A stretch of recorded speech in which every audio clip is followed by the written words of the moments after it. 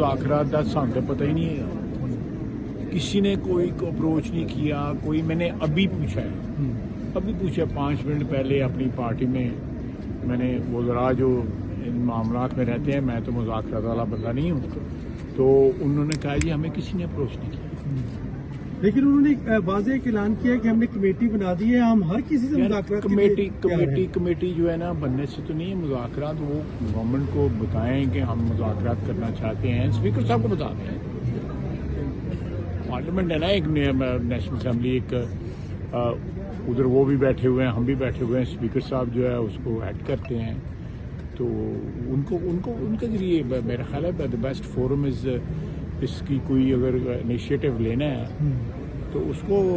Assembly को जो है अप्रोच करना चाहिए, स्पीकर साहब को अप्रोच करना है कि स्पीकर के जरिए भी हम नहीं ये अप्रोच करेंगे, वो क्या क्या कहते हैं, किस तरह का वो उनका इनिशिएटिव है,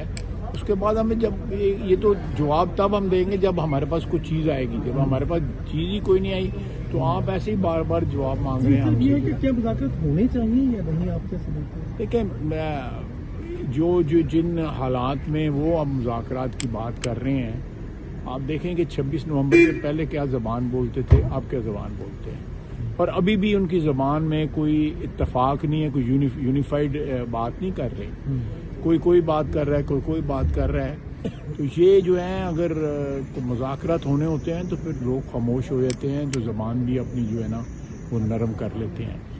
उनके बाद लोग जो है, बल्कि मेजॉरिटी जो है अभी मेरा ख्याल है बानी पीटीआई को से पहले ये मुज़ाकरात का जो इनिशिएटिव जो है बानी पीटीआई को लेना चाहिए, क्योंकि वो मैटर करते हैं उस पार्टी में, और तो कोई मैटर नहीं करता।